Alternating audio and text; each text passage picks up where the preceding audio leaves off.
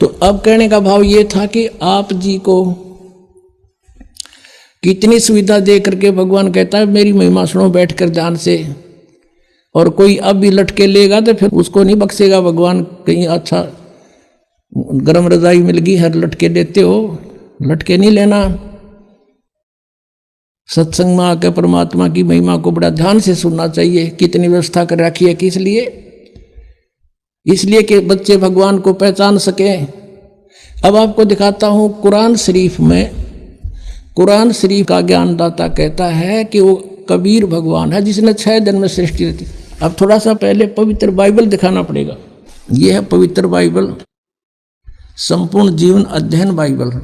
ये बाइबल है, ये है इसका जर्नल एडिटर, ये यहाँ से हिंदी पढ़ेंगे। प्रबंधक संपादक डेविड स्टुअर्ट, अंग्रेजी प्रधान संपादक डोनाल्ड सी स्टाम्स MA MDV, संयुक्त संपादक ये सारे इनका ये यहाँ से छपा, ये देख लो, मैसूर USA से छपा है। अब इसमें सबसे पहले सृष्टि वो है, उत्पत्ति है इसमें, और सृष्टि के कति प्रारंभ में प्रथम अध्याय में ही जेनेसिस माने सृष्टि, जेनेसिस 1, ये 4 पृष्ठ पे उत्पत्ति यहाँ से आरंभ होती है। प्रथम आदि में परमेश्वर ने आकाश और पृथ्वी की सृष्टि की, ये पहला दिन था।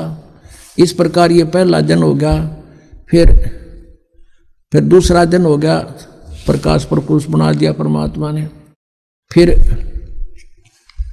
ये तीसरा सांझ भी भोर हुआ, फिर तीसरा दिन हो गया। जो कुछ भी इसमें फलदार वृक्ष जिनके बीज एक एक जाति के अनुसार बनाए, ये इस प्रकार। अब ये तीसरा दिन हो गया। दिन और रात पर प्रभुता करें और उज्ज्वला दियारा करें, इस प्रकार सांझ हुई, फिर भोर हुआ, ये चौथा दिन हो गया। फिर यहाँ देखें, ये प्रश्न नंबर 5 पे, वो 4 पे पढ़ा आपने। अब 5 पे क्या है, सांझ हुई भोर हुई, फिर ये 5वां दिन हो गया। छठे दिन पे आना हमने, असली बात ये है। फिर परमेश्वर ने कहा मनुष्य को हम अपने स्वरूप के अनुसार अपनी समानता में बनाएं, और वे समुद्र की मछलियों और आकाश के पक्षियों और घरेलू पशुओं और सारी पृथ्वी पर और सब रेंगने वाले जंतुओं पर जो पृथ्वी पर रेंगते हैं अधिकार रखें, यानी उन तक संपूर्ण से समझदार हों। तब परमेश्वर ने मनुष्य को अपने स्वरूप के अनुसार उत्पन्न किया। अपने ही स्वरूप के अनुसार परमेश्वर ने उसको उत्पन्न किया, और नर और नारी करके उसने मनुष्यों की सृष्टि की। तो परमात्मा किसा होया, मनुष्य जैसा, नर जैसा।